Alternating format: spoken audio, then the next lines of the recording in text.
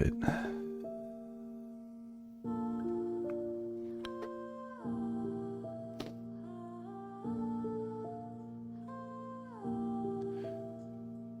We are gonna do some studies this morning.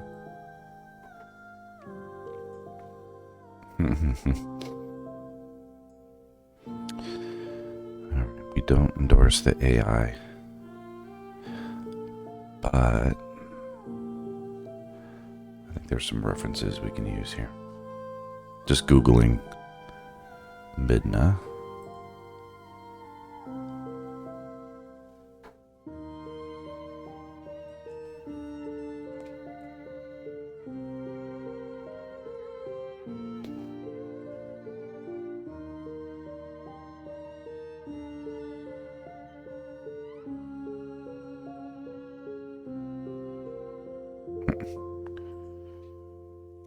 It's never easy anymore.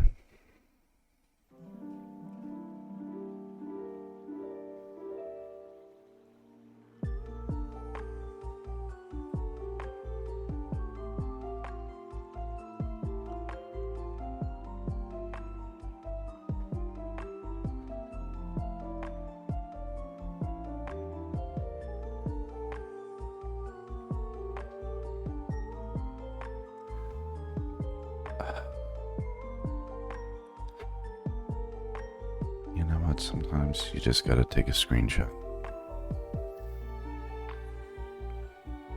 Try to stop me. Here we go.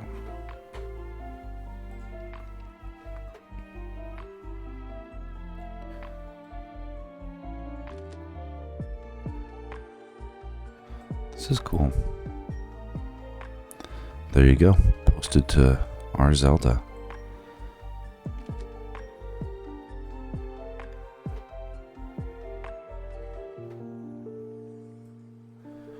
We don't mind a little fan art.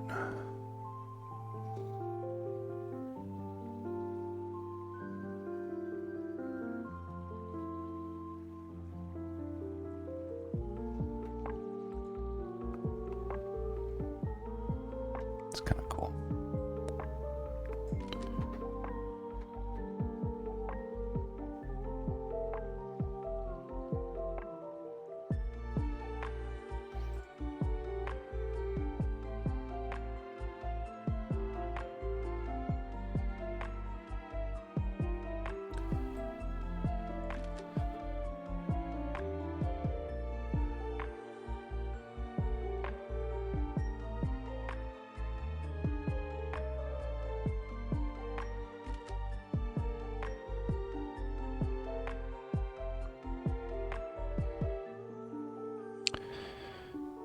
This looks like AI, but who knows?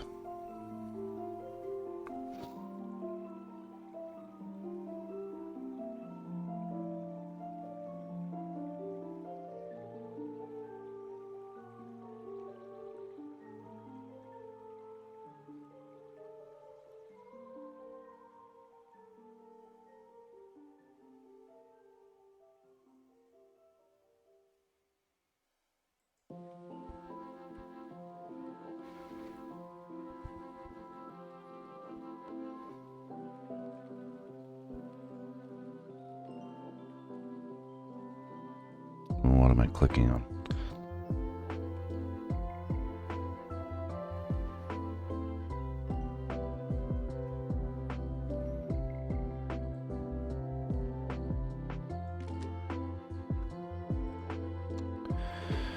Fire art style, man.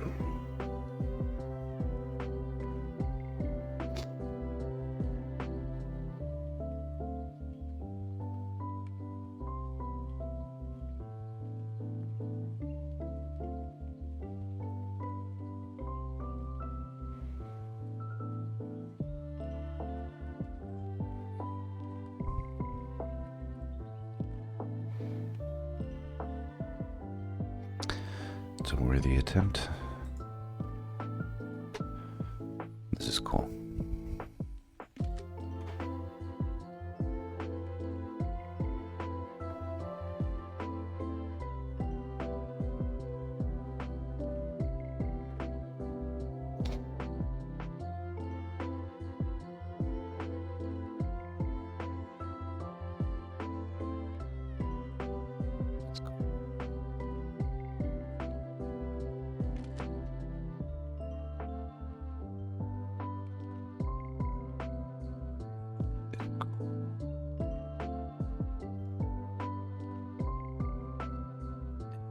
I don't know how it's so obvious sometimes, but it is.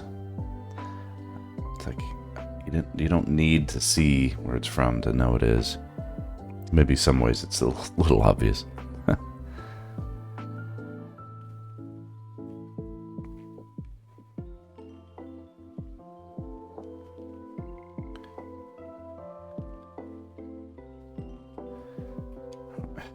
Yeah. No. Alright. So, let's quit out of there. I think we're good. Good on refs.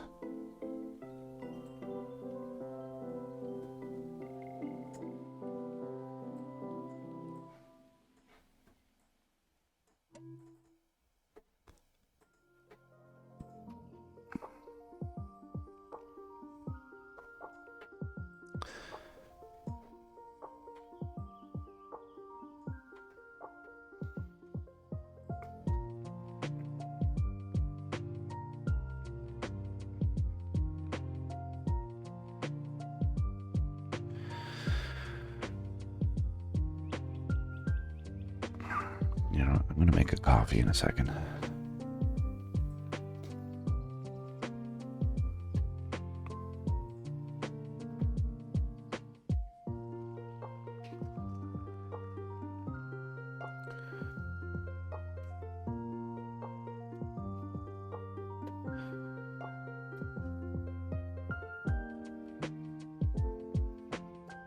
Got something cute, like Link drinking coffee.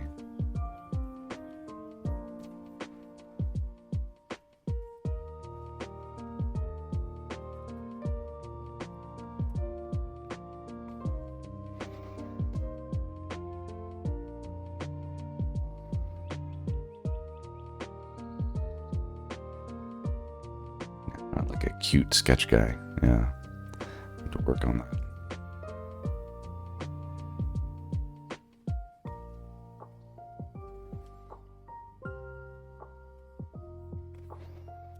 Gotta have the sideburns, gotta have all that crazy bangs.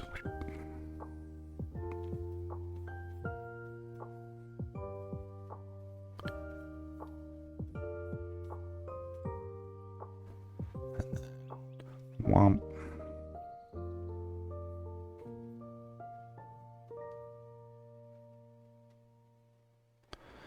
I have to honor my wife by drawing ears perfectly. There we go.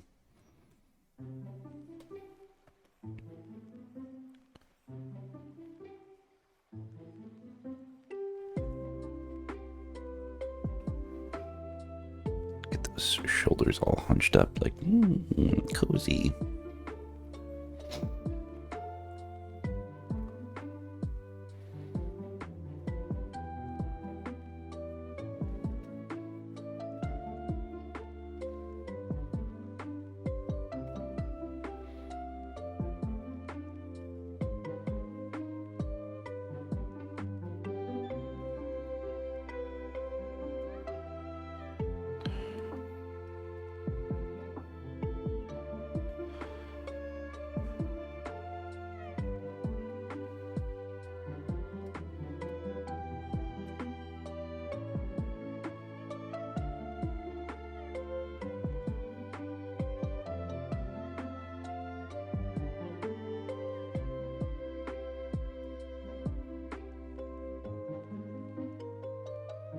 Here's the meta coffee with a picture of a coffee mug on it with steaming coffee. There you go.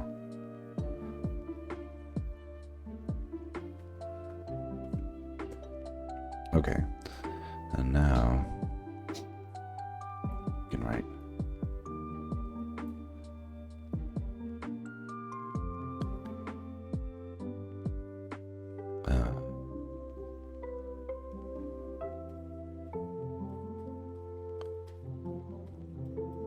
coffee quest. BRB. Perfect.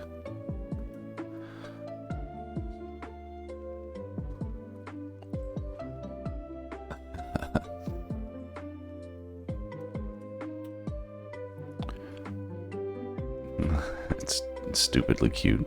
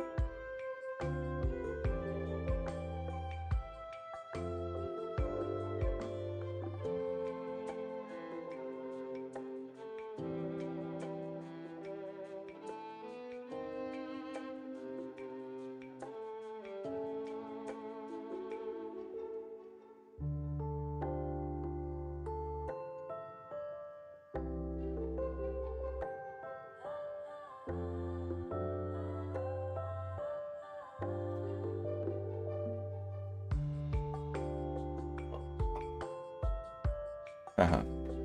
Oh, hey. Hey, don't worry about it.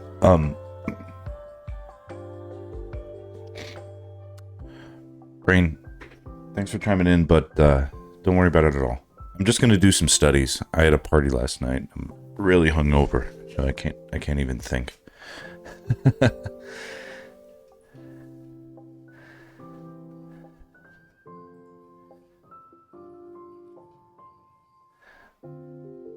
I always I highlight my VODs so they stick around.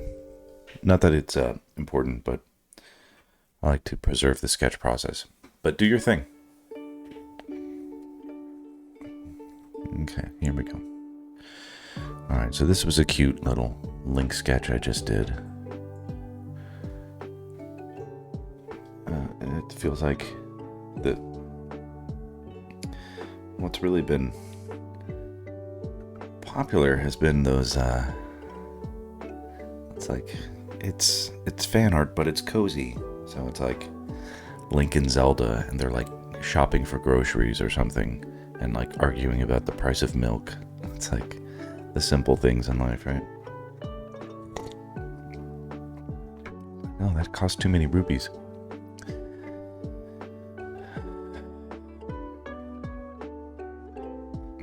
Yeah, it's like I have to do the accompanying. Oh God, how does their hair go? I don't know. I'm gonna draw it this way, but I will. It's like, what's the cutest way you could draw Zelda? Hey, I should gotta have that little thing. Yeah, you know what I mean.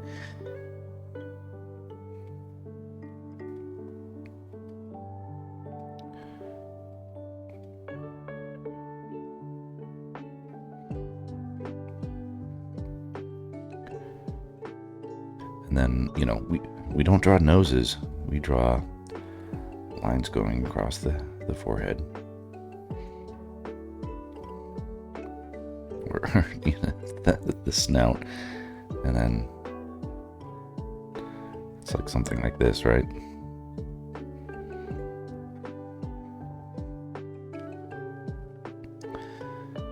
And then how do we know it's Zelda? You know, she's got the little something with a Triforce on her forehead.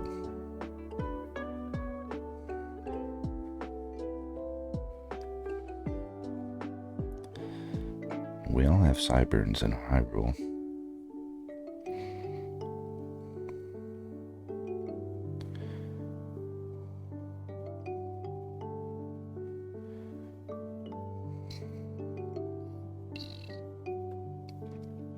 Gonna ruin it by coloring something I shouldn't have.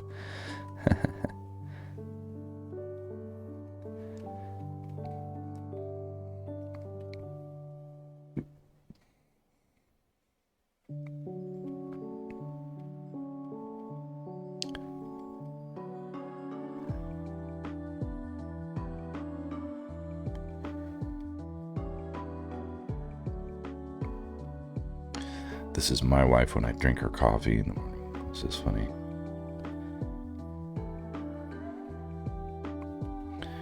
Getting her little hairs in a twist.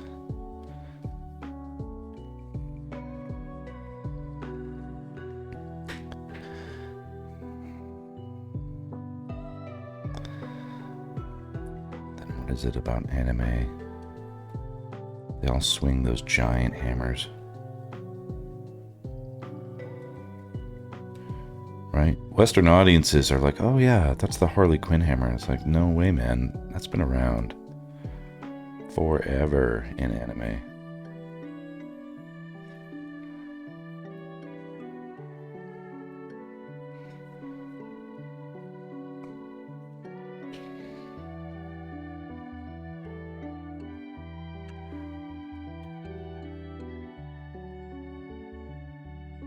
The real ones, no.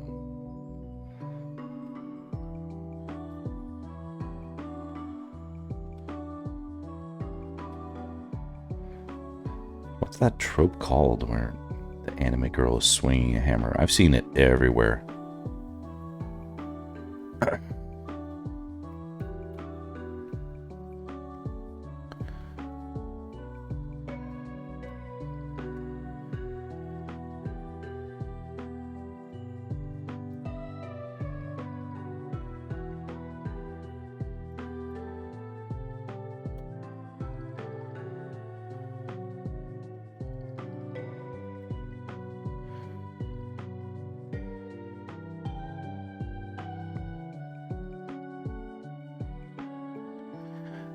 need any of the shading, but whatever.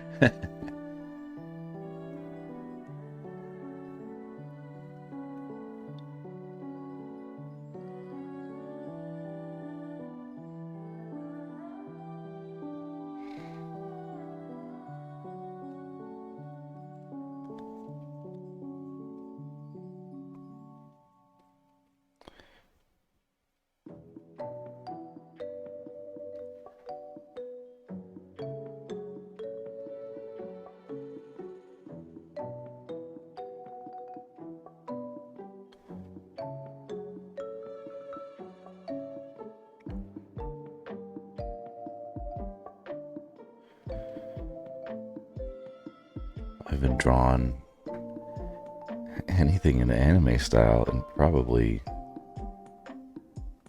30 years. That's crazy. Not that this is, but this is anime. Anime. There you go. All right. I think it's funny.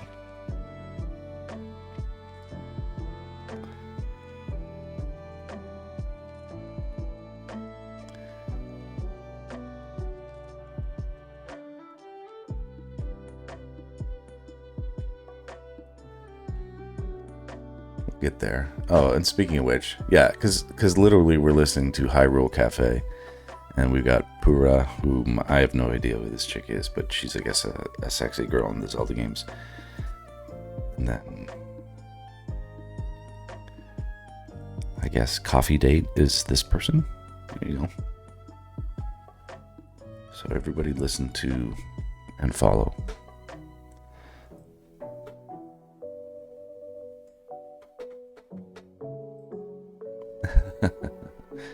Where do you get your inspiration, Max?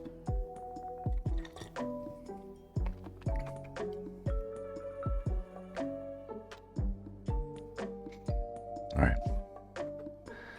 Cool. Well, I should save this with a name so I remember it. This will be my getting coffee.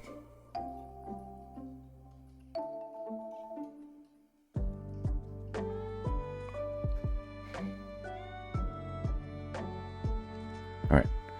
Now, let's do some studies.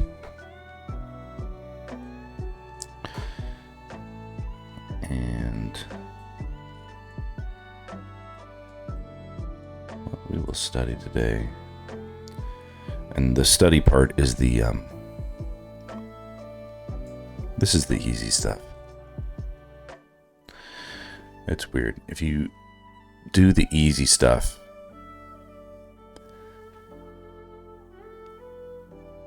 enough, it becomes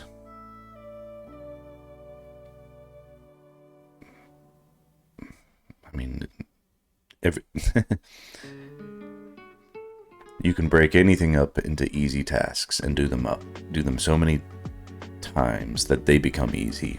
Then the easy upon the easy upon the easy is also easy, and then everything is easy with enough perspective and practice, I guess. It's only when you look at it as a final thing that is like impossibly huge. Well, what I just pressed, that's cool. Did that work? That's neat. Oh, but you guys can't see it. We'll shrink my little face, or maybe put me here. No. Here is better because that'll block any incoming notifications as well.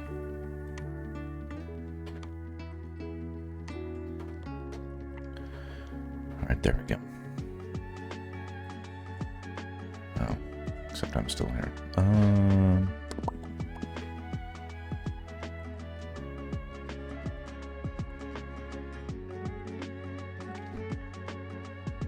That there. And I'll make a Midna reference for here. Because I don't want people to think I'm not referencing something when I'm trying to reference it.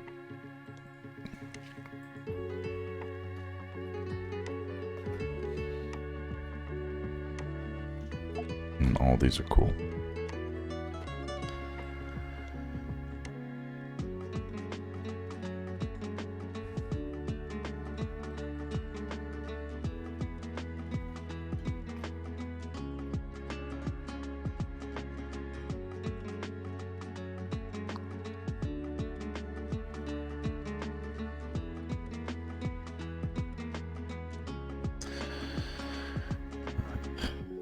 Not a serious drawing program anymore. It needs so much work. No one is doing it.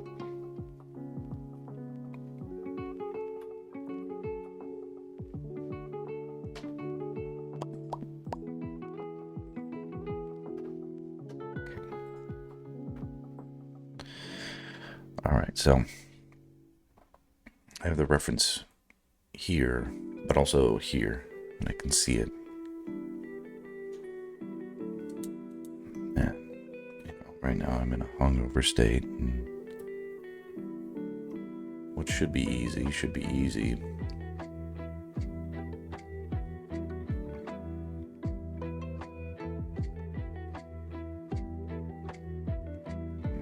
This image is already weird. Okay, well, to point out some things.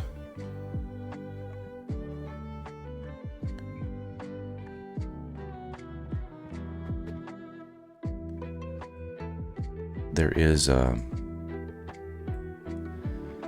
mean, on the stream I talk about it a lot. If the shoulders are going this way, you really need to have the hip going the other way. Now, the fact that it isn't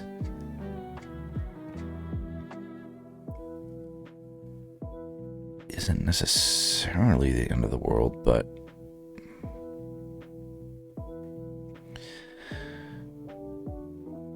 what's interesting is the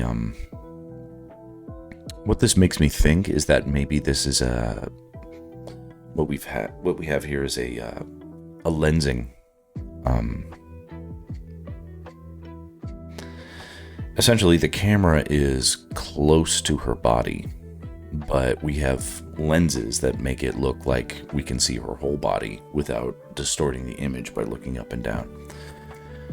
That's kind of the only way we would get this, where we would see both her hip, and assuming she's standing on the ground, okay, and we don't see her other foot, notice. I'm not sure why that is, but it can be explained by, maybe it's just back, and that's okay. And her weight looks like it's on this, and she's leaning on it, which is good. Her shoulder here, but she's not really leaning on it. She's sort of like 3D animation in a video game leaning on it, which isn't really touching anything.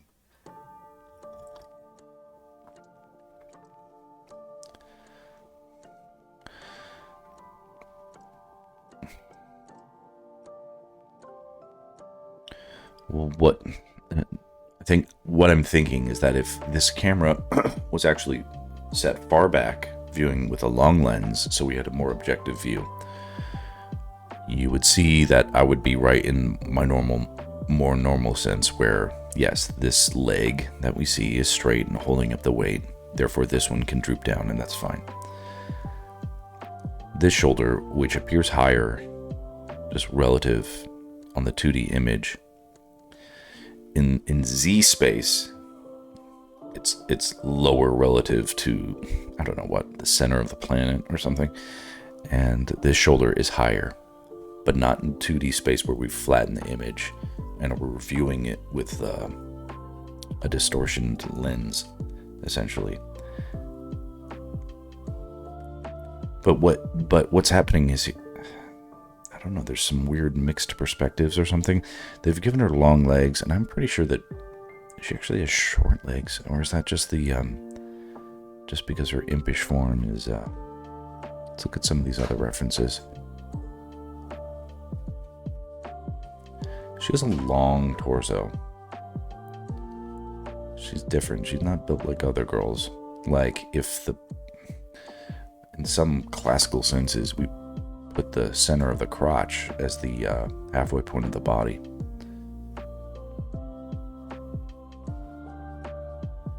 Yeah. And here, we're sort of justifying a longer leg. I don't know. I mean, I'm all about the legginess, but and we'll go that way. We don't need to preserve short legs just because they're short. But here, this is what I'm talking about. Super small. Oh gosh.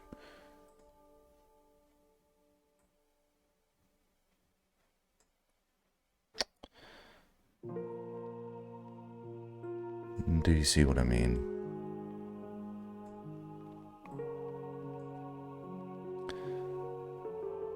The proportion of leg here compared to the length of the torso is different.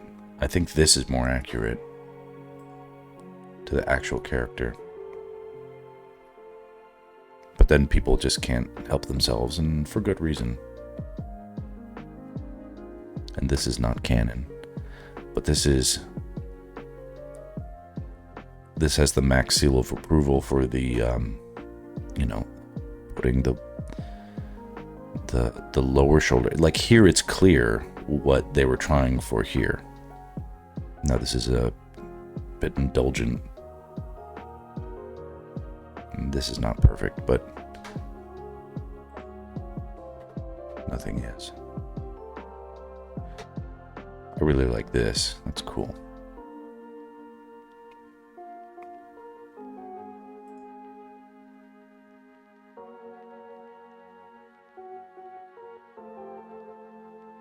I wonder when this came in. That's cool. Anyway. Alright, well, that's my little spiel about something that won't matter, but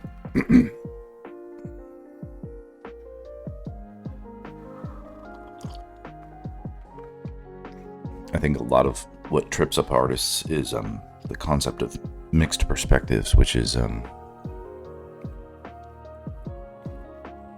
it's a little more complicated than I want to get into right now, but a lot of what messes up a drawing is trying to think of things from multiple viewpoints at once. But a really solid singular POV is probably the way to go in most instances.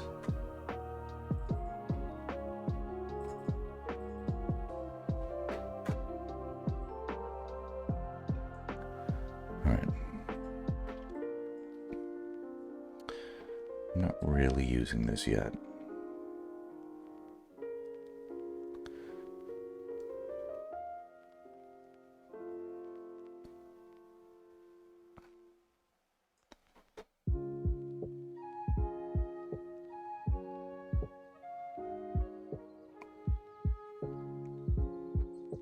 Weird and cool aesthetic.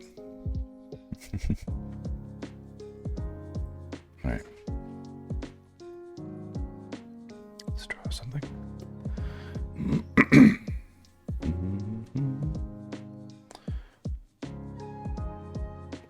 All right.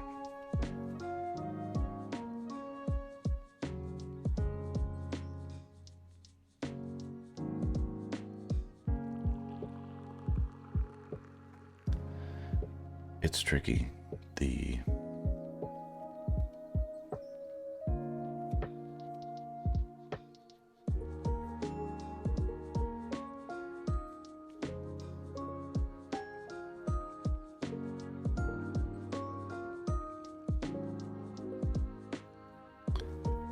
super leggy.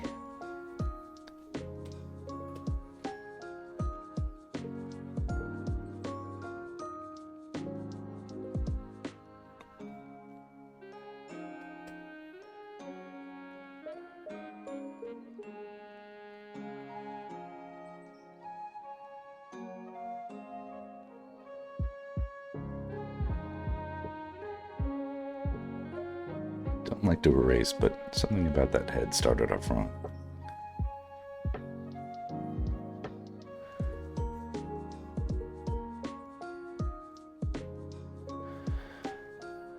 And I'm trying to... It's such an important thing to be sketching constantly, and I never am able to because of the constraints of my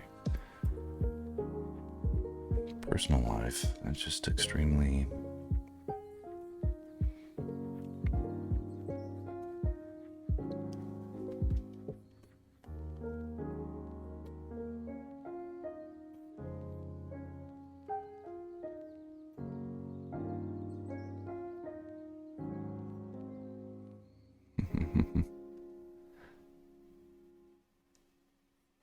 There's a lot of satisfaction in paying attention to...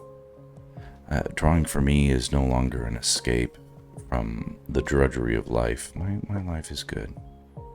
That's the hard part.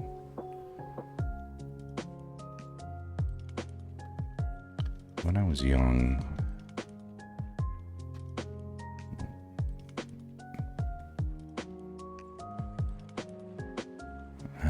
when I was a teenager, I was always good at drawing, very good. But when I was a teenager, drawing became a means to escape the painful drudgery of school. It was so hard.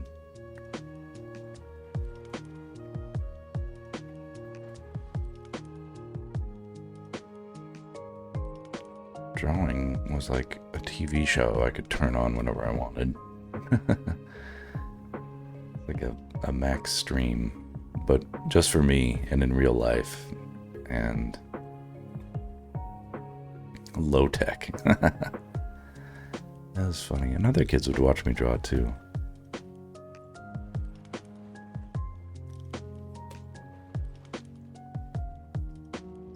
They'd be like, Max, let me see what you drew in your sketchbook. I gotta see that. Whoa, you're amazing. Are you going to be an artist when you grow up? Etc., etc. That's amazing. Blah, blah, blah.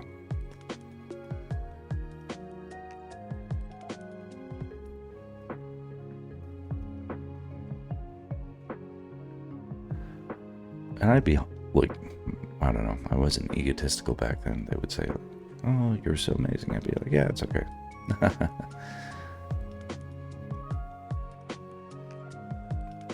Alright, don't do these details. I'm not in a perfect mode right now, so I'm putting cart before horse, etc., etc.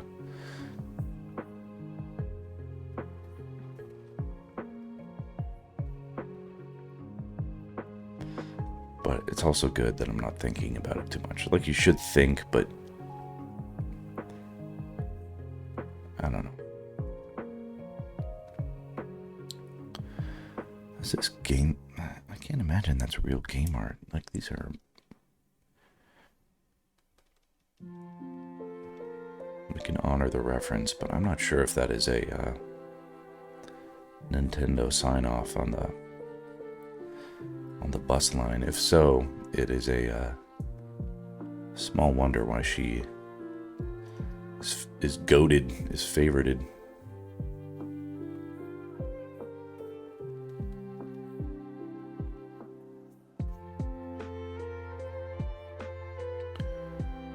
I think we can see that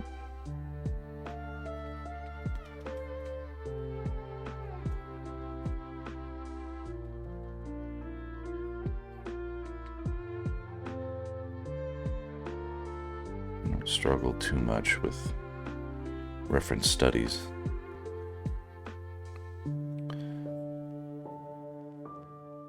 This is the let me think here.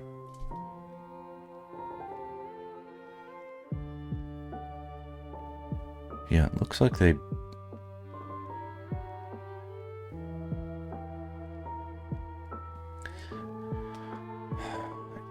It's not well articulated here, but it looks like if this is accurate, and it may be, because it's like a 3D, it looks like it's like a 3D model-ish. Maybe there's a paint over involved, but the, it looks like the camera is basically on the ground, and you can kind of tell because the way the foot is drawn or rendered or whatever. Like if we look here, these hands are curious. They just have a lot of detail and lighting in them, and that I'm not sure what's going on there, but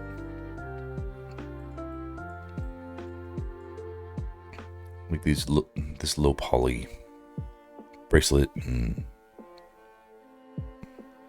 it's not bad, it's awesome, but it is a foot that basically appears to be flat on the ground with no perspective in it, and that basically puts the camera at ankle height looking up, but then we've undistorted it, and if we didn't distort it, then the only other explanation is she's sort of leaning towards us while we're on the ground, and this is kind of like a cool perspective.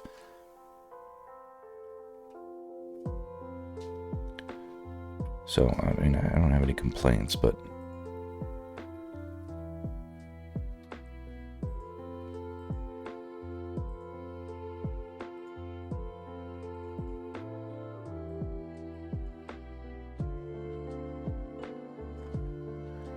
good enough.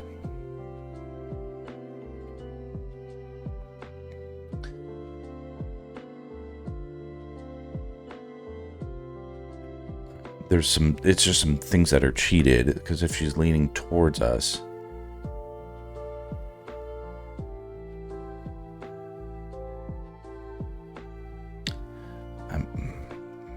it's like it's not working. It appears to me that we have some mixed perspectives. There's a paint over here somewhere with her belly. I'm not sure what's going on. Something's different. Some areas appear to be painted. I don't know.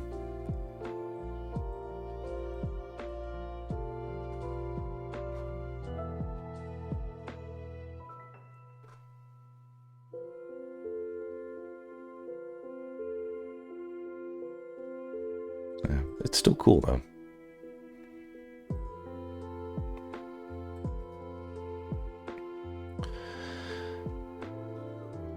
Correct it a little bit. I'm going to correct it a little bit by making it clear that the foot is on the floor.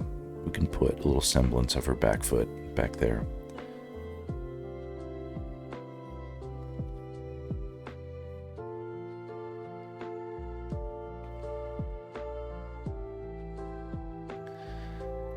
And let's make some other things clear too, like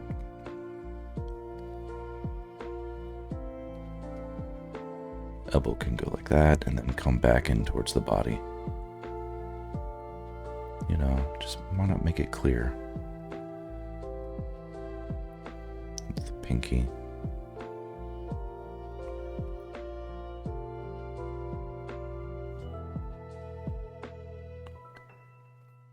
The elbow is clearly pointed at camera, not back.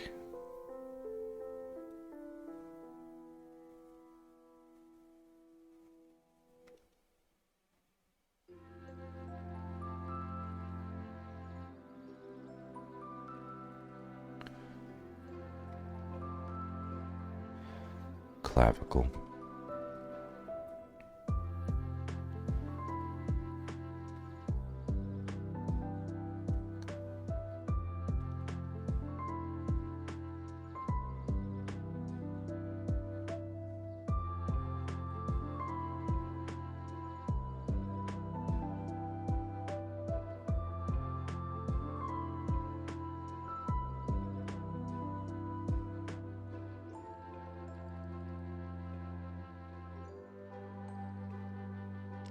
I'm not sure how to describe these eyes.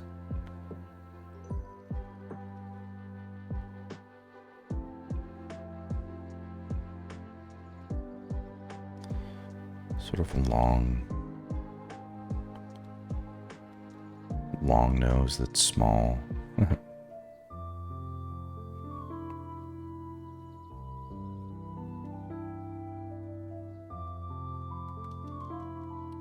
I'm not perfect with lips, and I think I still need length on the nose. I think that's important.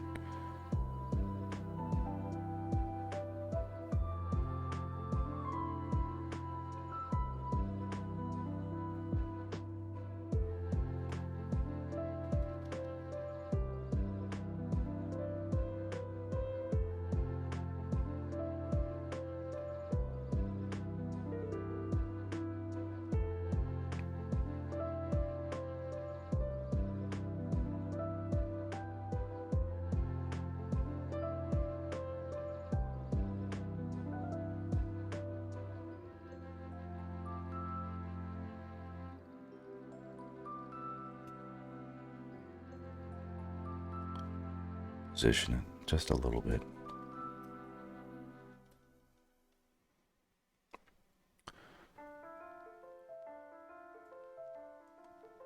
This is an interesting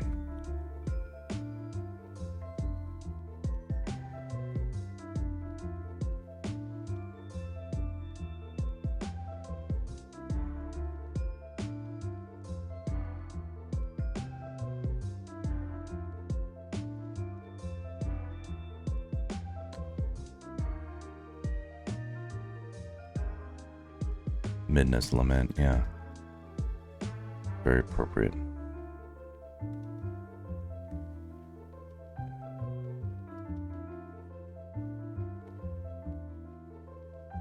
I couldn't tell you what this object on her head is. With this strange hair. That's interesting.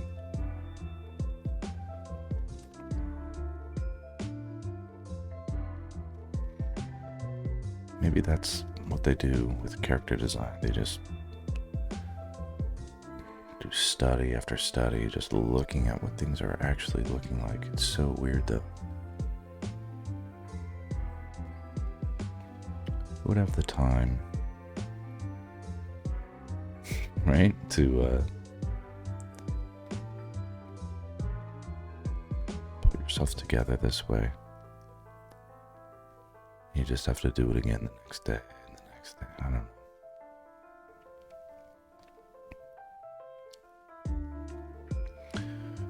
It's important to look the way you want to look, I guess.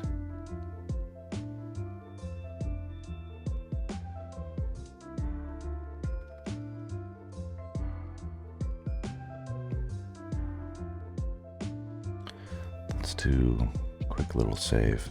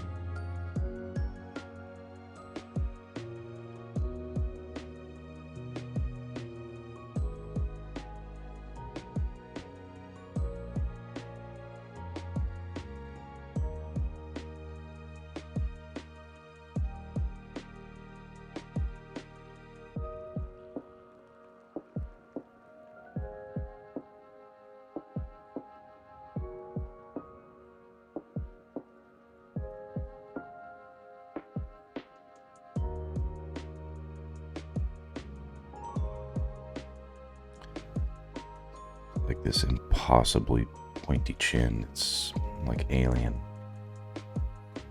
But that's the way.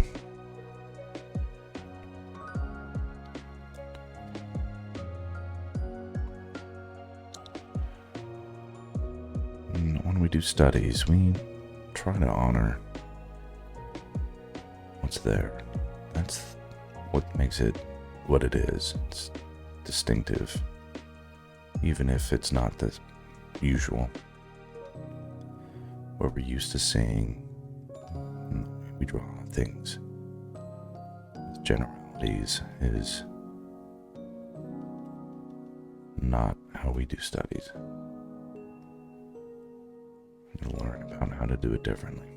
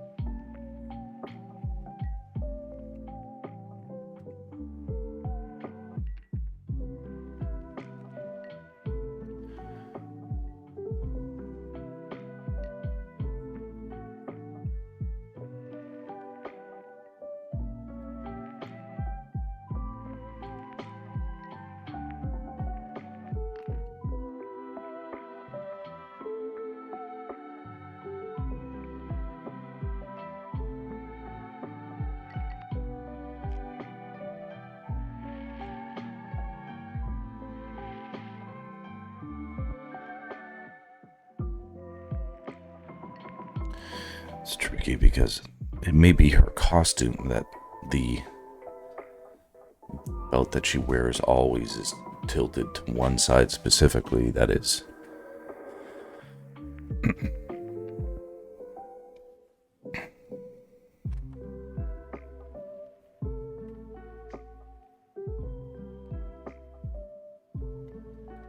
You can kind of see that.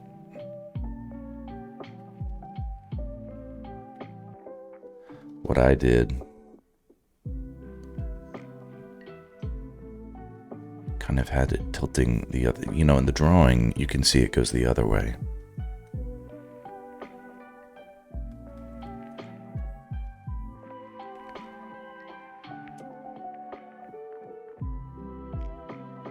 My instinct was to put it up like that.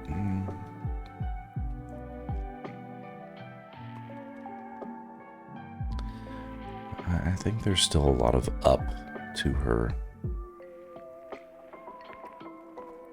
The perspective of her hips, but her abdomen.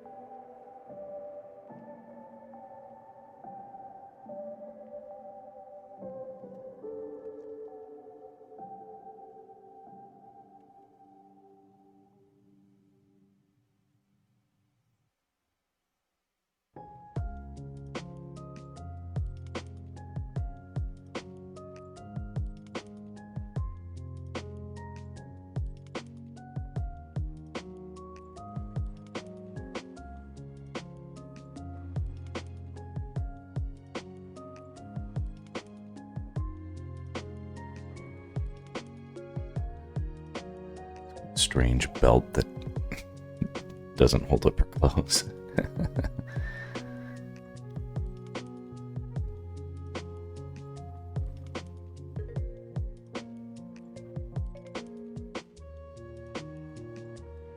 It's like in the reference, the belly button, it feels like it's pointed at us, and my thinking is that it's more accurate if it goes like that, pointing elsewhere.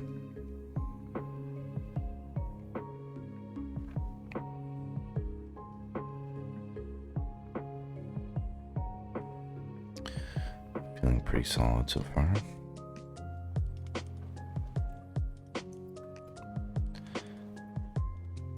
The angle of her thighs.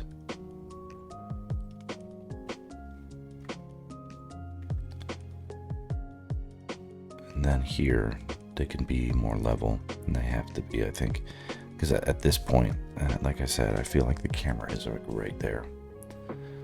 So that would mean like the horizon, if there was one, is there. Does that make sense? whatever's in the background is gonna recede to there. And this is like her shadow or something.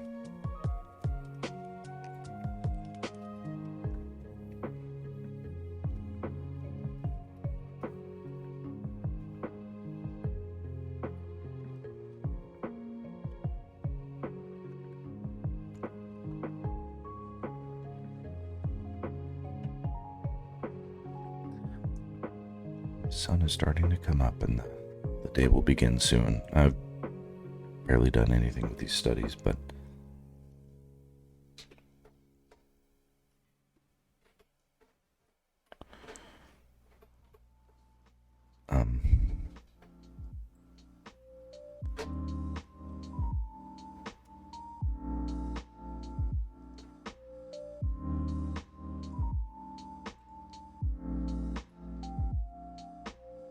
wow. Can you tell I'm colorblind? See here. I'm drawing with some sort of green or whatever the color that was.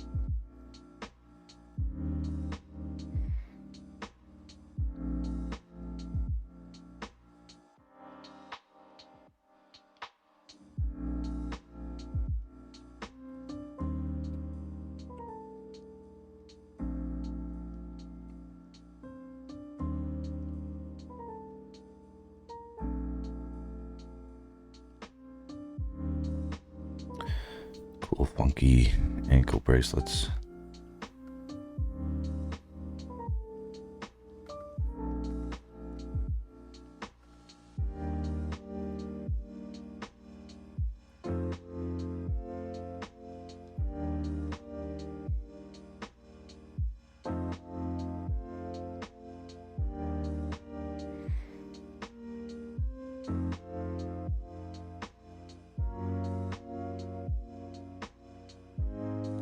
They look like earthworms.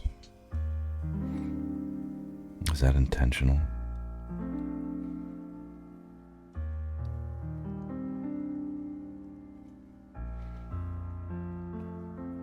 Purposely distorted? Ugly beautiful, something like that. It's kind of cool.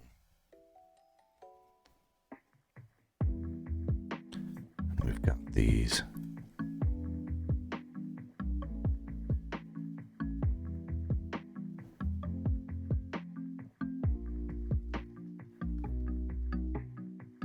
Bits of detail on her costume that they look like legs from a bug.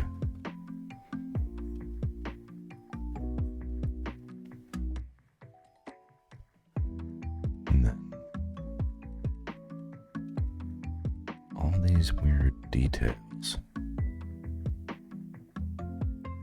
which I can't say I love. I don't know if I love the, I'm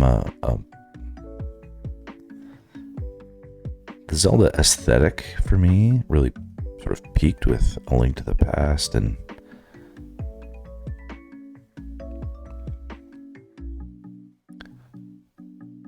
they probably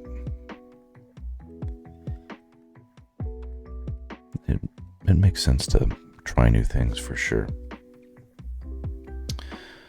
But I'm not, like, are these tattoos? Like, what's going on?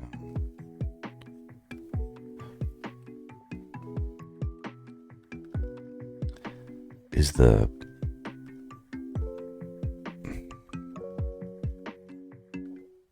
I don't understand what the geometric energy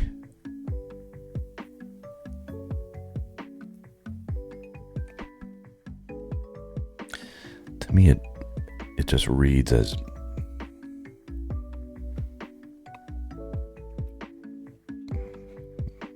random design stuff. I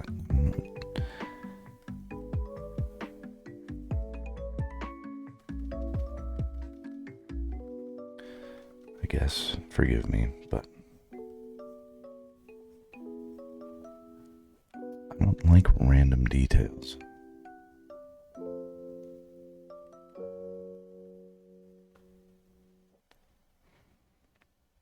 I don't like random forms. I don't like random whatevers. I don't care about the cool new processors that feel like they make that stuff happen. Take all that, put it away, make the lighting cool.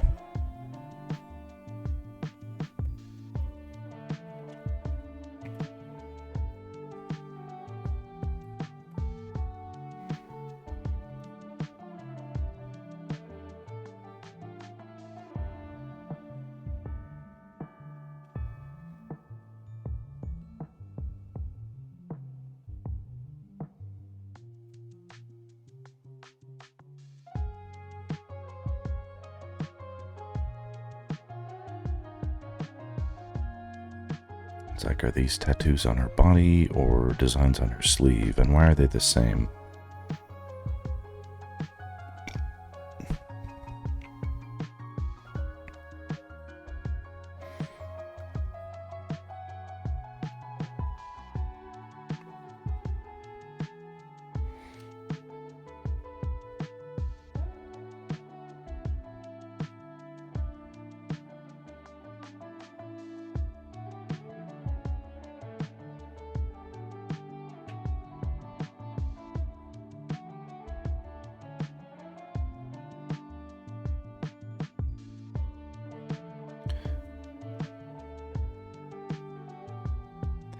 Need to make sure, I guess, that the thickness is there.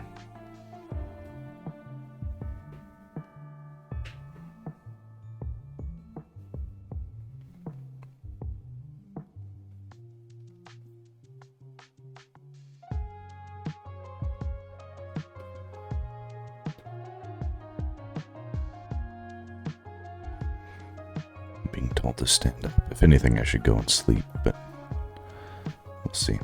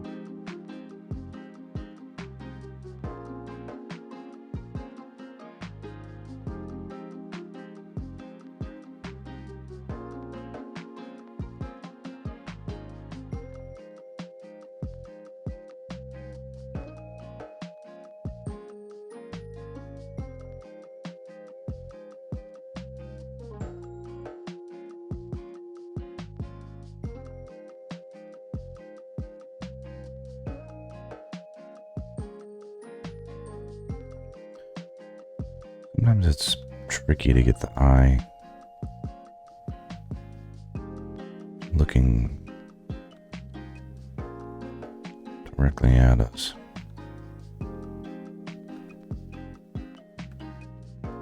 Nope.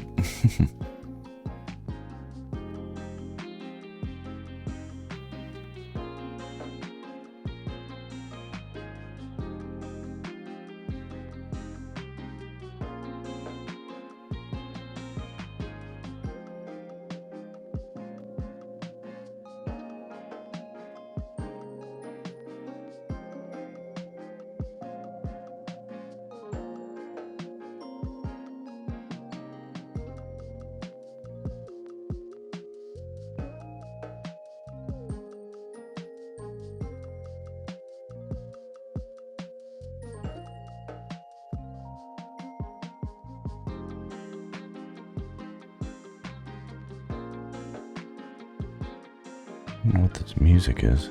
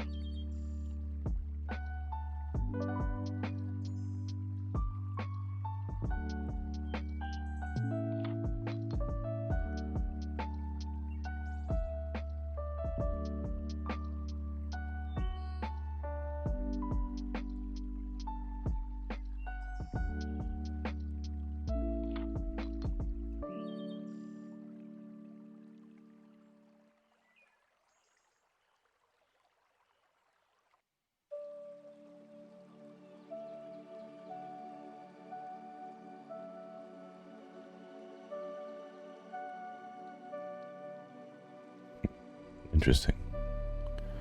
New song in the playlist. It's weird how albums now can dynamically change. They can just retroactively add a song to something.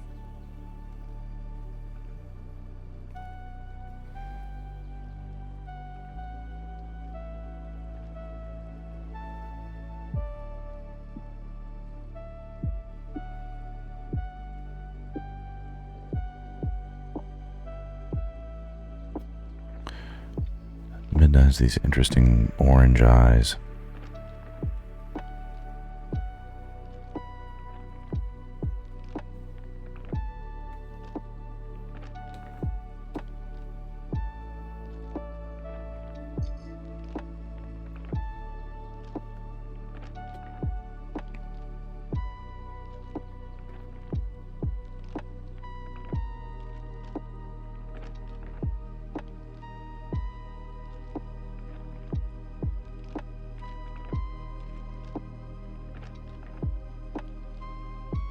She must have a slightly pointier chin.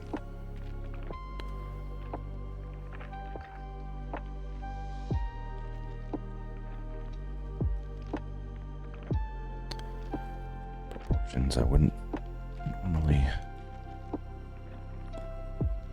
default to, but that's her.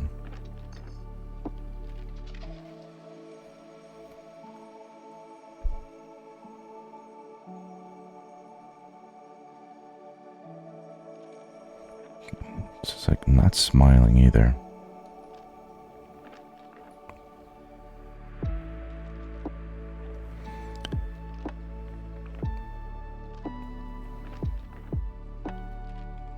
But it's like, is that because she doesn't smile? Or because the game developers ran out of time to do cool shit with people.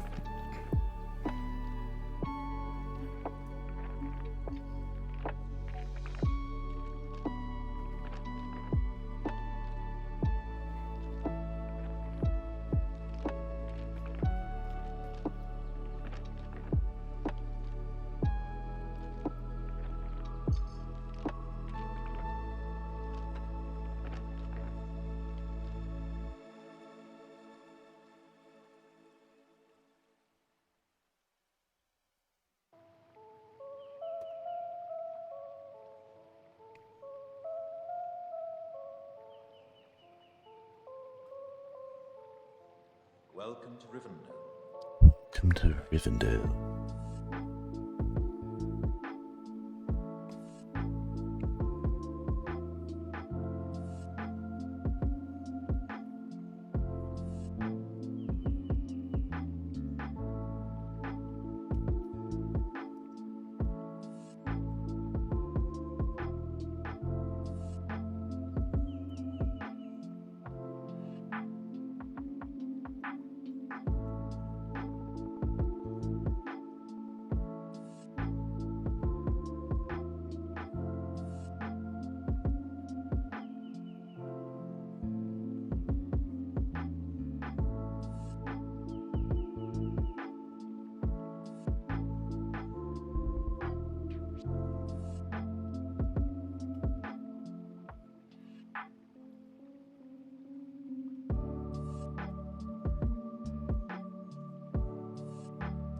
Not a bad study.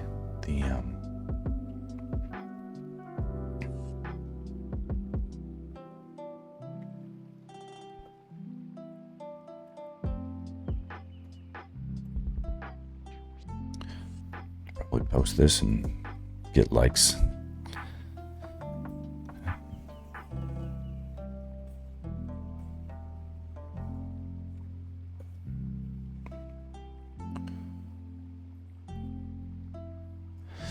It's one encouraging thing I've seen is the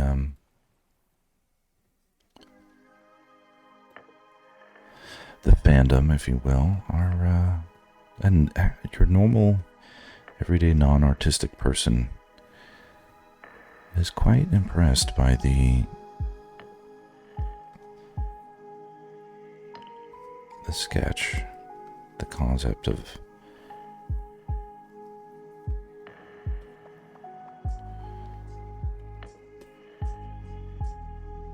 the human idea. Unrealized, technically. Unencumbered by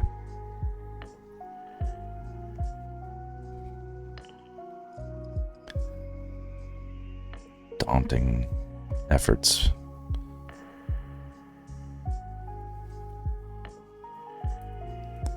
Existing is pure potential.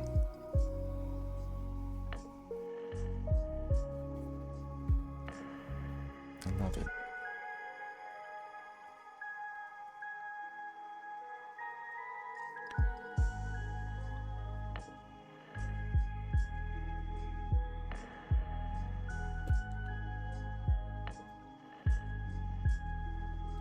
There's our Twilight Queen.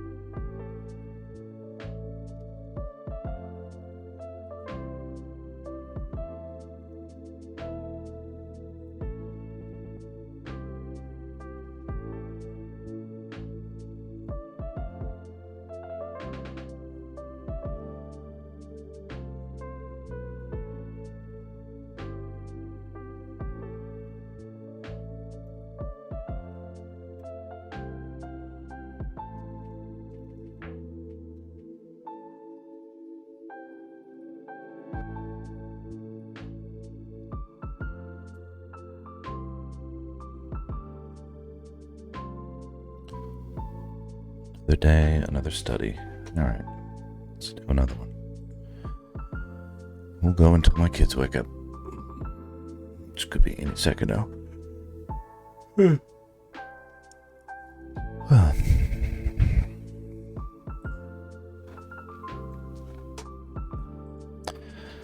No, that's basically the same. Kind of like just what I did, except a little more curvaceous in the hand, sort of going the other way.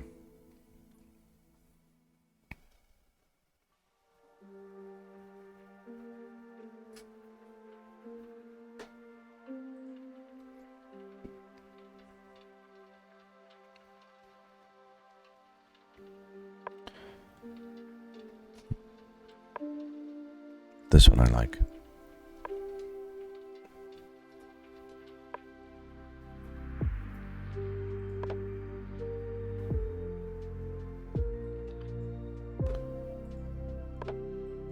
Now this I like.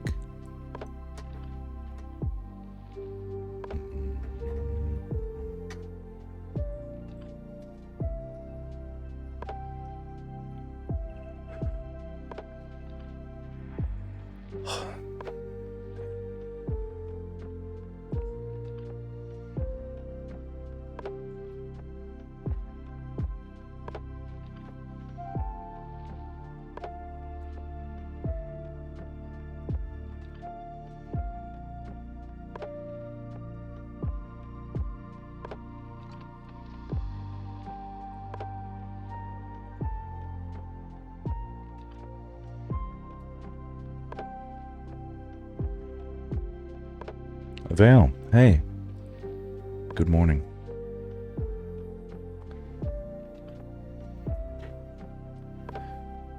These are, I'm doing studies of Midna. Boy, what a strange... I don't know what to make of some of these designs. I'm not sure anybody else did either.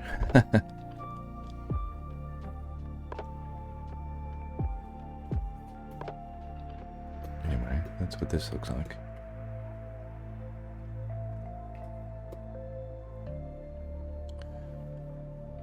And this isn't really a composition I'm going to finish. These are just studies. I still might post it if it looks cool, but maybe not broadly.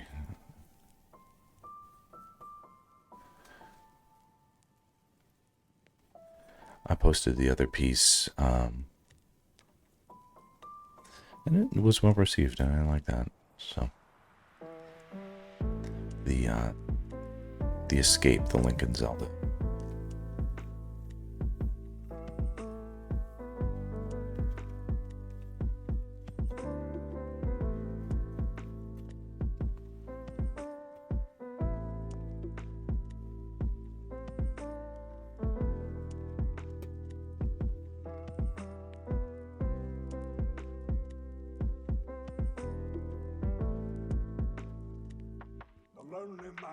Lonely Mountain. The Lonely Artist.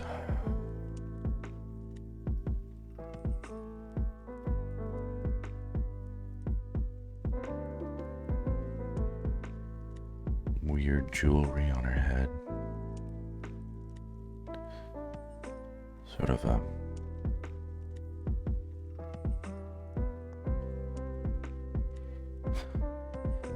goth princess.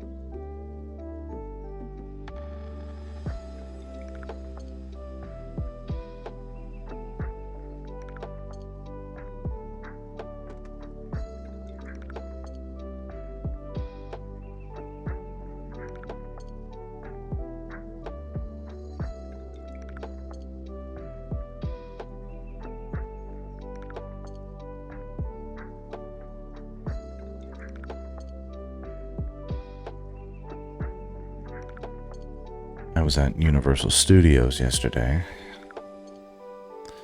in Hollywood, California, and and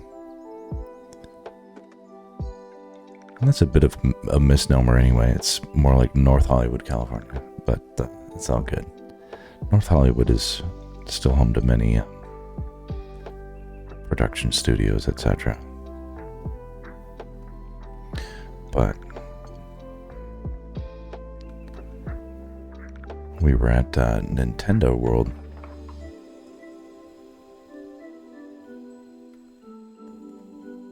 Here I've miscalculated.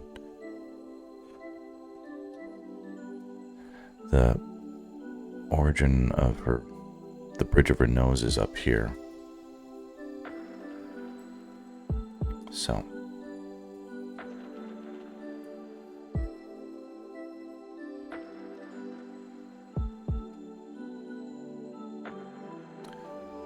I see now that we're not going like this. We're really sort of going out.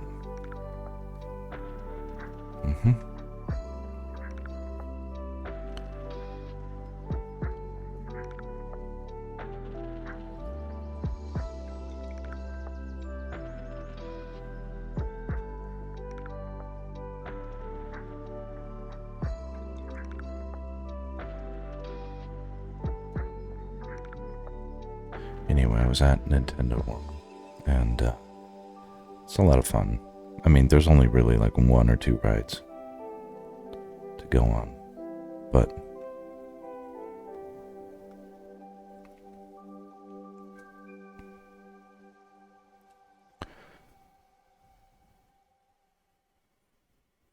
it got me thinking, like, what if they had a cool, fun Zelda land? Why wouldn't they do that? So I imagine they will, if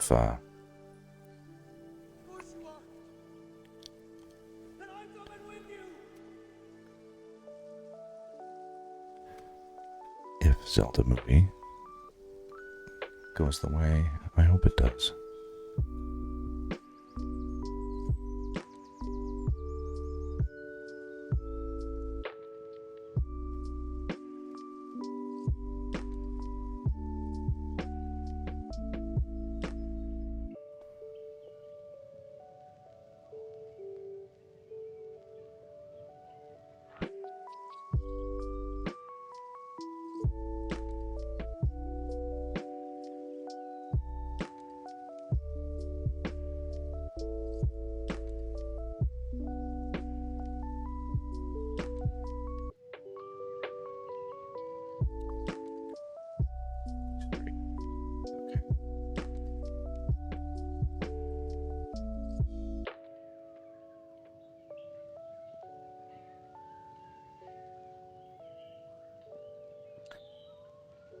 Pretty straight nose.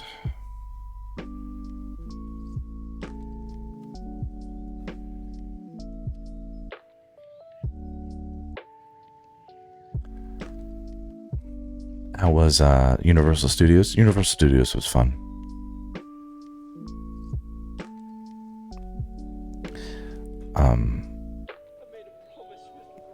We live like a mere 10 minutes away from Universal Studios. It's closer than a lot of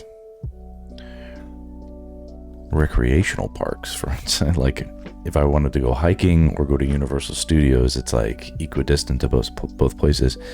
And at Universal Studios, it's like, you know, because it's, I don't know if you've been, but it's sort of built on elevations that are separated by an escalator that is sort of an experience in itself.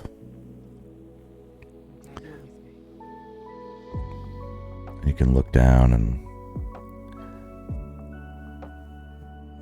see the valley, you know, the valley I live in.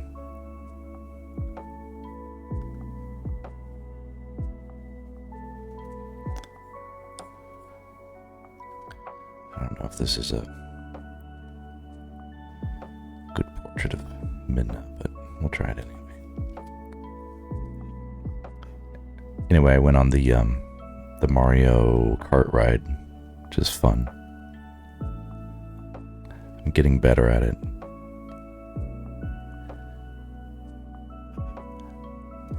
I just hope, they'll release that Zelda movie, and if it does well, they'll probably build out another whole section of Nintendo Land to accommodate Zelda people. I went around into the various gift shops at the Nintendo place, and they've got all sorts of Mario stuff, but it's all really sort of dedicated to just Mario proper and not Nintendo in general. Like, you can't buy a Metroid, for instance, or Zelda, or anything that isn't Mario Universe. So clearly there are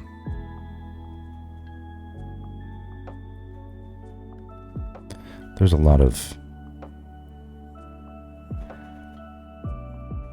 deals left to be hashed out between Universal and Nintendo on the merchandising front.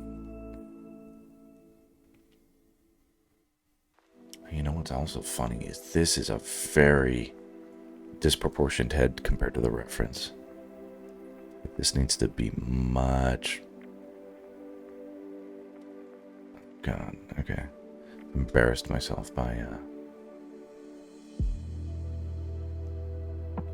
yeah. Should really be...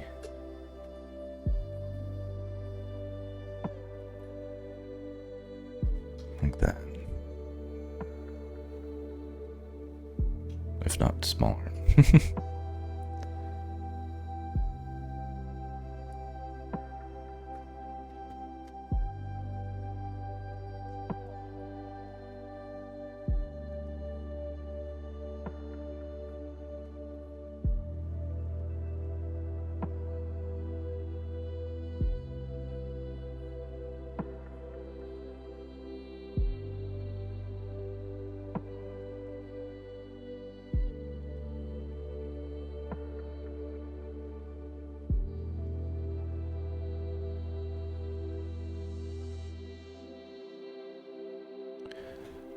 She does remind me of very first girlfriends who she was very goth and wore lots and lots of eyeliner. I loved it.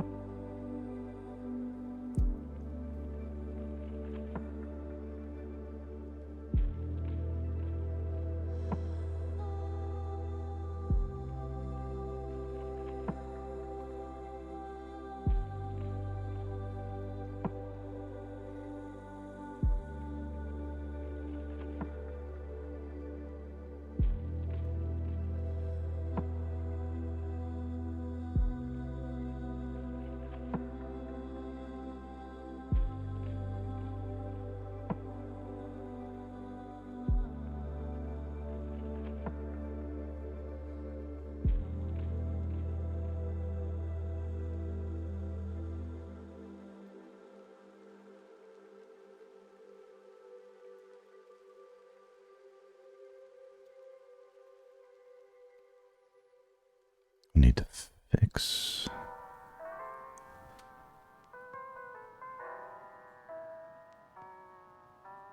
Nine rings were gifted to the race of men who, above all else, desire power.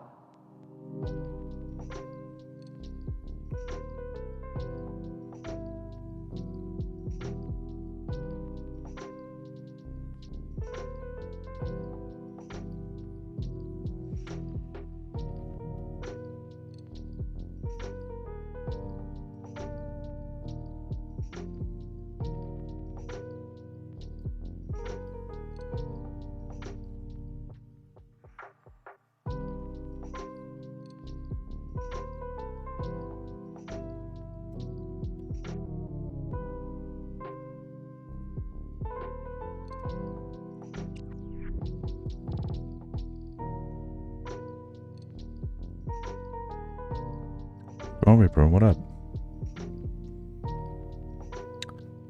Farmer Boy. Oh yeah, you're the music composer. Welcome to the chat. And Squirrel Reaper, good morning. I liked what you were doing with the sort of Game Boyifying the Squirrel Reaper. Twilight Farmer Boy has a YouTube channel that they've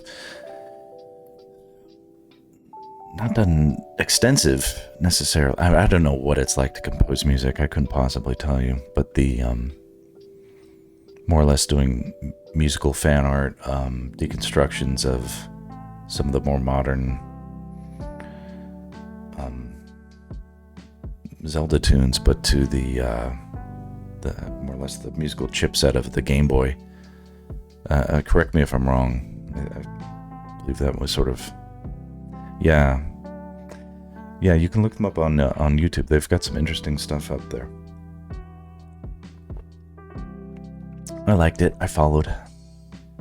I love it because it's like, it's like, hey, that's fan art. It's musical, but that's art. That's more arty. Definitely, it's more effort than I'm putting into this stuff. That's for sure.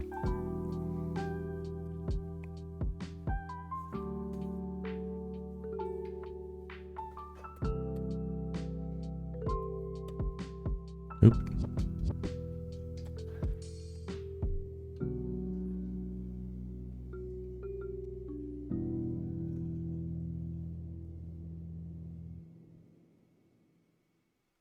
Yeah, there you go. Drop a follow. There you go. Here, I can...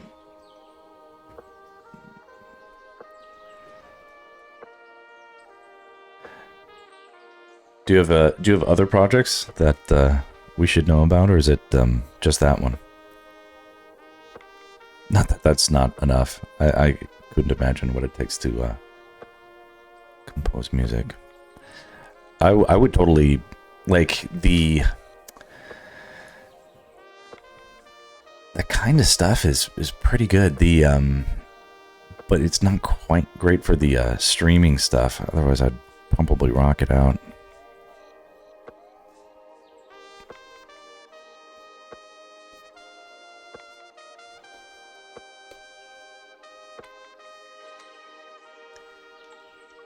I just need to tell you that I love your stream now. I love your art. I love that your husband and father and professional storyboard artist. You inspired me to stream myself with a camper now, I guess. Oh, cool. All right, yeah. This is a, I don't know anything about your circumstances, but the, in the world I used to inhabit, which a few years ago was a very social one,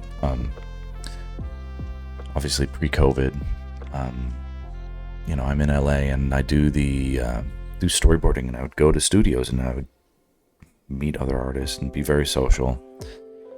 And, we all could inspire each other and take inspiration from each other. And now, and now it's COVID and we're post-COVID and we all work from home. And the studios have more or less embraced it because it allowed the execs to, it allowed everybody to sort of live wherever they wanted to or whatever. A lot of people moved out of LA, or people who are still in LA are glad that they don't have to commute anymore. But what's being lost is a sense of grounding among other creative individuals and a sense of humanity. There's a lot of dynamics that aren't replaced by interactions on Microsoft Teams or Slack channels and stuff. And it's driving me crazy. And this helps me to feel like I can get, because it used to be I would draw, like my normal workday would be like a stream. People would be walking around and be like, whoa, what are you drawing? That looks cool, or whatever. You could just pick up networking and fans organically that way. And when you're working from home, there's nothing like that.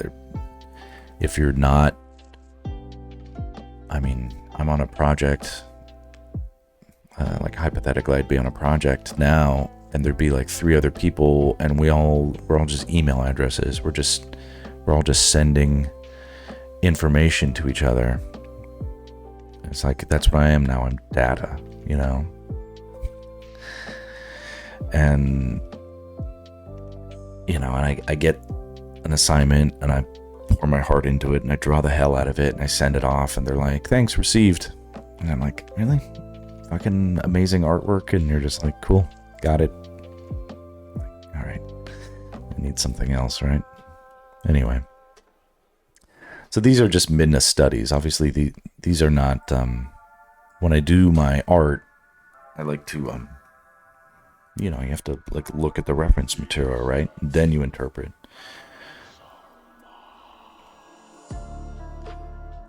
So Farmer Boy says, I just need to tell you, oh yeah, he said that.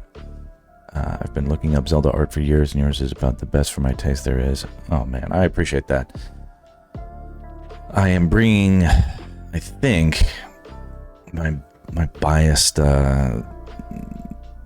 cinematic old school, not old school, but I have a bias towards the, I guess the what would have been an aesthetic that could it have carried on, could have been amazing. I mean, imagine if like CG hadn't been the default for all of the special effects and they just kept improving robotics and puppeteering. One of my favorite movies is like Honey, I Shrunk the Kids, and for that they had to big build set pieces and like a giant ant and like a giant cookie. And when they couldn't build it, they would like use matte paintings. It's just like the artistry, Or triple down on the music so that people really felt it, even if they couldn't see it, It's like when that ant died, I cried, man. I was there as a kid, not a baby, but I saw that in theaters. That was crazy.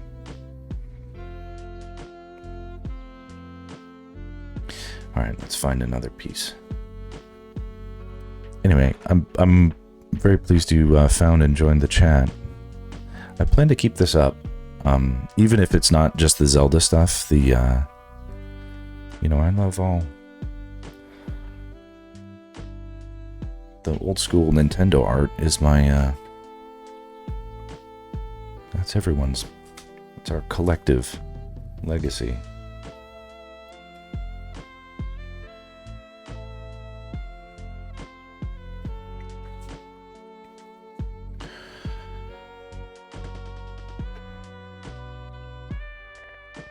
Let's find another one. I think my family might be waking up soon. We'll see. This could be cool. I don't know if I can do that justice.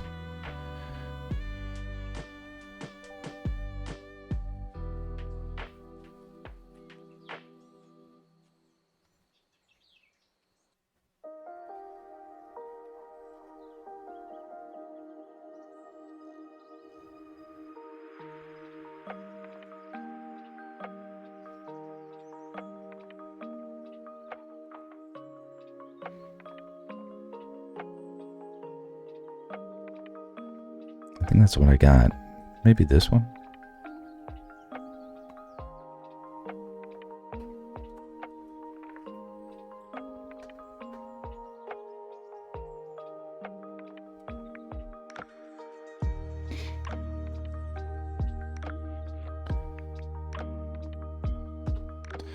And one of the ideas that I put forth and then the stream and my work is that you don't have to necessarily the art, the information, how should I say this, the way the brush strokes look when they come off your brush tip doesn't have to be the final answer. We can take that information and emphasize it, to create something that with the same information is, like if I tried to draw it this dark to start with. It would be channeling different energies and thinking in a way that was premature. We can, like if you, sometimes you record a song or something and,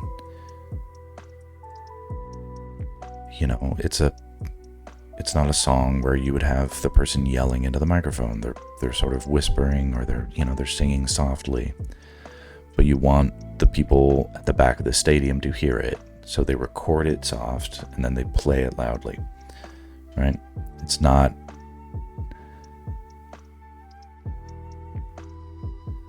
the information that you input is not necessarily the same as the information you output. I think that alone would help a lot of artists to sort of, I think there's just sort of like this disconnect that happens where talented people will take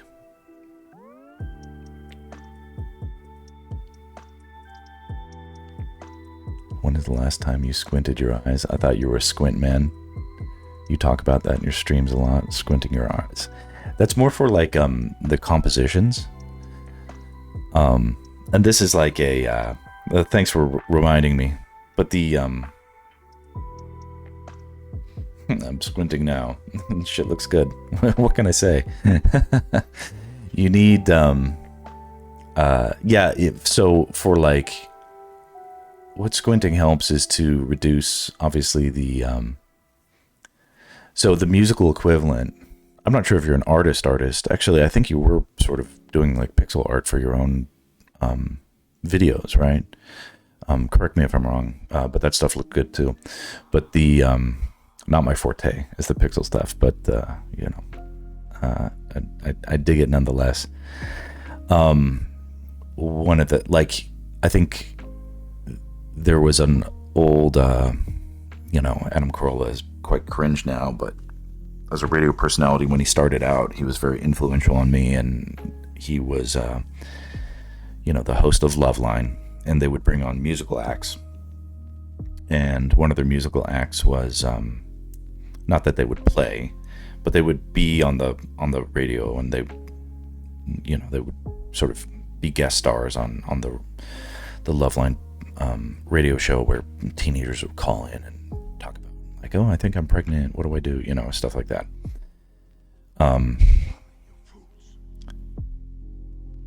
Was it Social Distortion came on, and cool band. I don't own any of their albums, but I definitely dig some of their songs. They came on, and they played one of their songs during one segment or whatever, and instead of that sort of like constituted a break for the for them in the studio. So they're like, okay, we're gonna hear something from Social Distortion, and then we'll take a commercial break, and then we'll come back. So they played the music, and all the guys went outside to like smoke a cigarette. This is what they said after the fact. So they go out to have a cigarette, and the guys went out, and there was just like, the night janitor was in his car, and they're like, oh, hey, can you put it on Loveline so we can hear our song? They wanted to hear their song played through the beat up, crusty, blown out speakers of like the 80s pickup truck that this floor mopper had. A real beater car with beater speakers. And they're like, yeah, we want to hear it in on your speaker system. And they're like listening, and they were like really processing the way of it.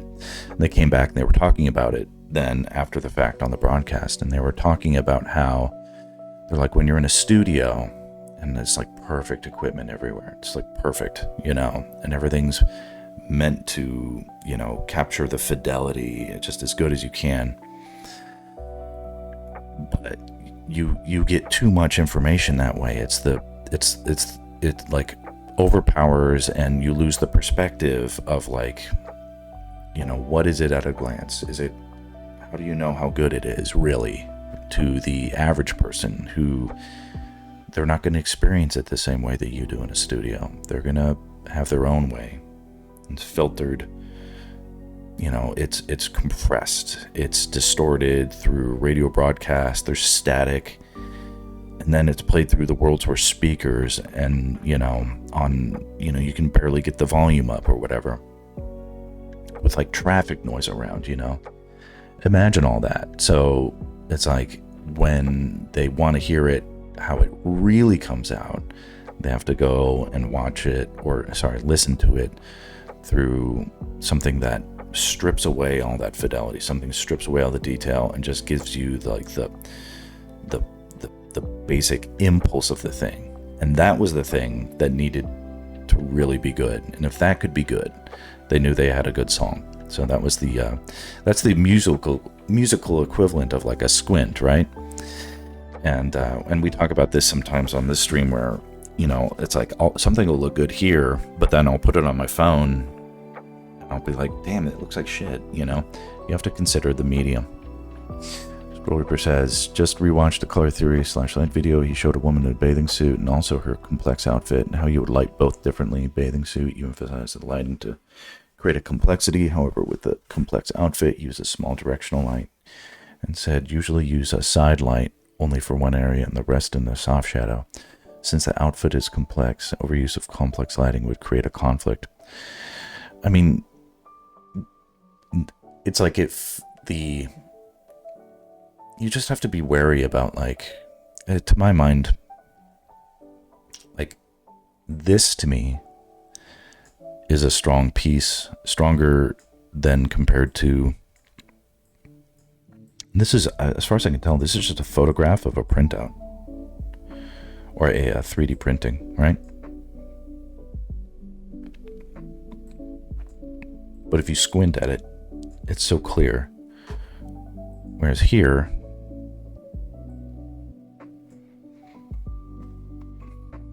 there's all this information, and it's not necessarily the size relationships, and it's got a lot going for it. But if it was me, I'd squint at this and be like, not good, because we don't have a clear sense of what to look at first.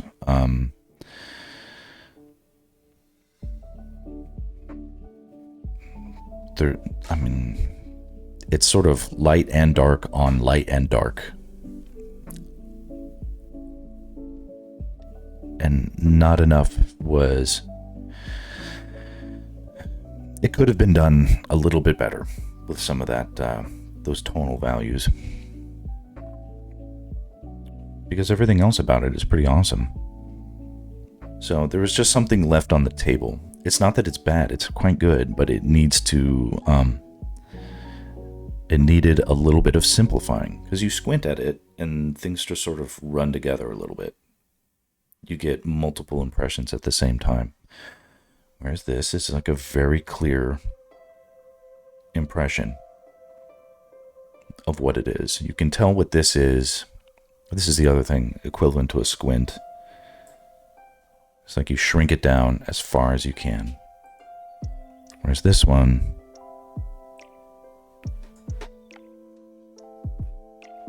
if you shrink it down,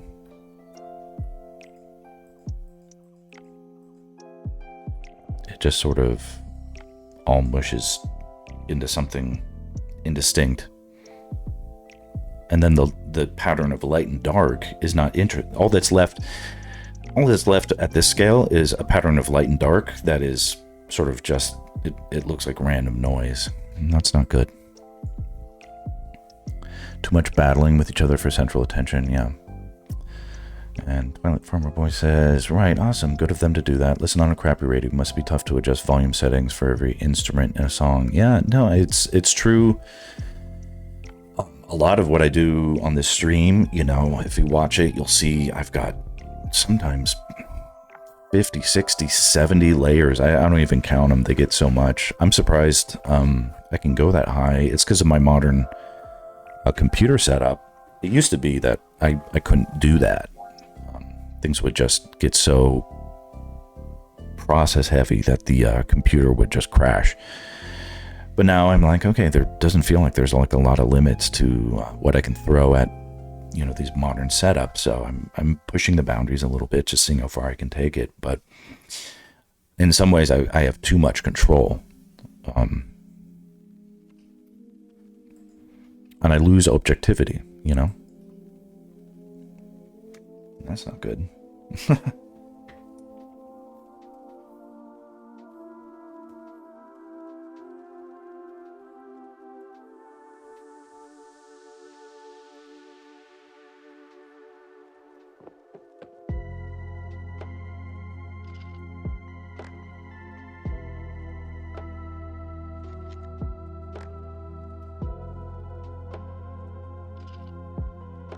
Mess with that too much more. I can tell my kids are waking up. I super love your flat color layer idea though. How did you come up with that?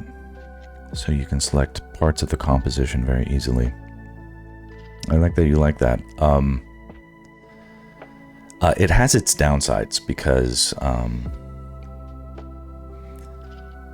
there are so much of my modern process is actually, and this is what's interesting, is the way I am putting together these compositions has a lot more to do with, I'm not sure if you guys are familiar with what a compositor is or what a compositor does, but these are among the highest paid individuals on a product or project.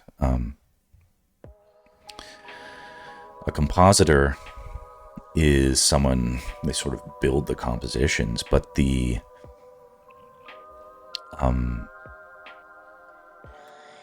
what ends up happening, and like this is an interesting, if I can bring up good examples of this stuff.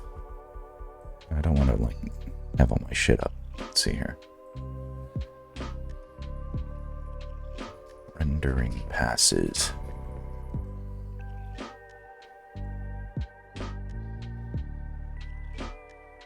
We'll see. Yes. Okay. So.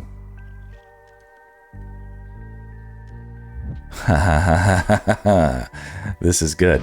Layers and passes. So what?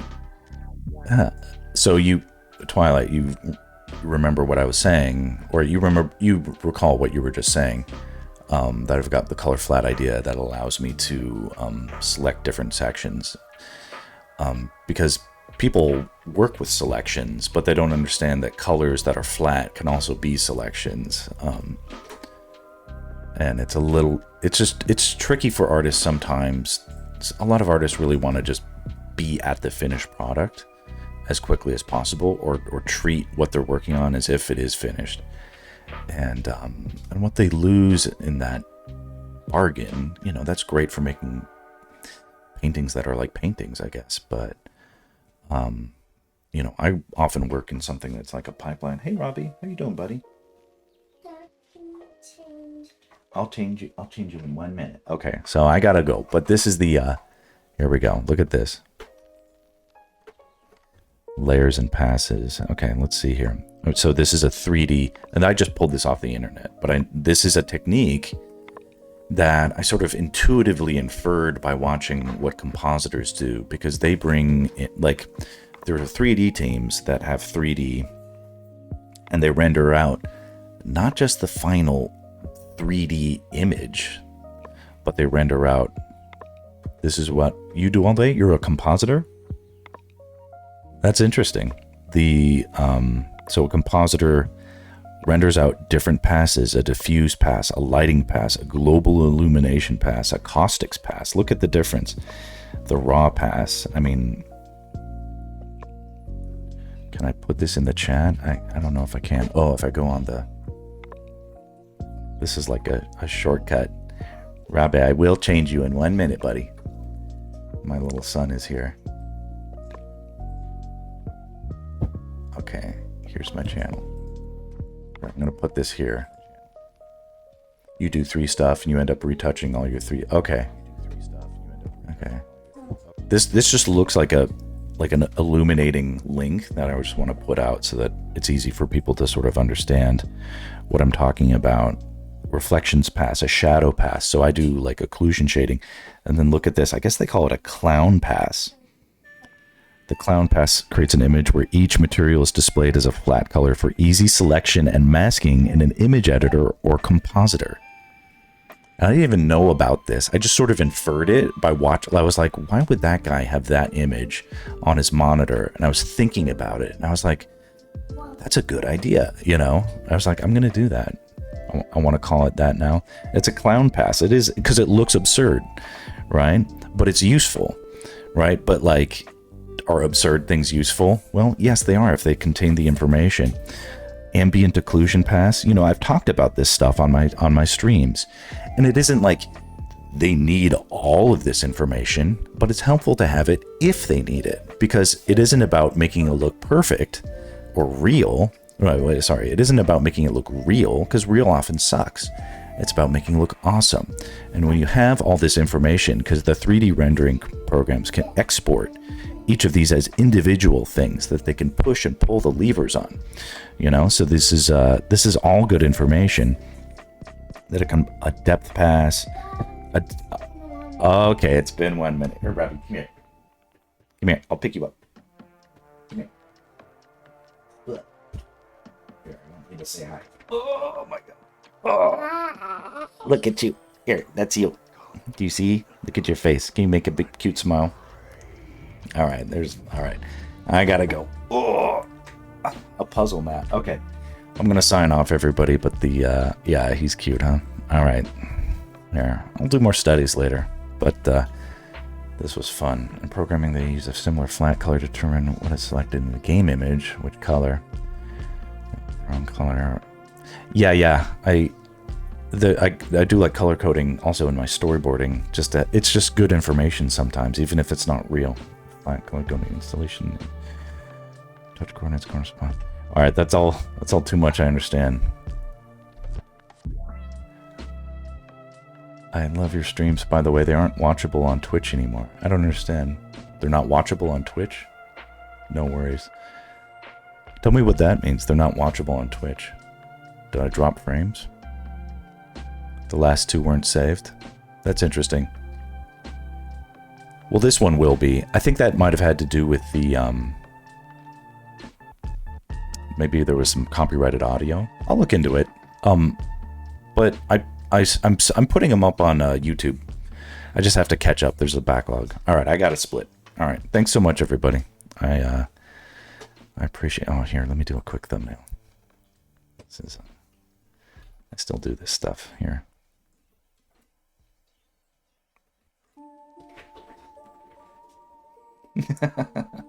Do fun little examinations. All right, this is fun. Glad I did it, and I'll catch you all later on the next one. All right, adios.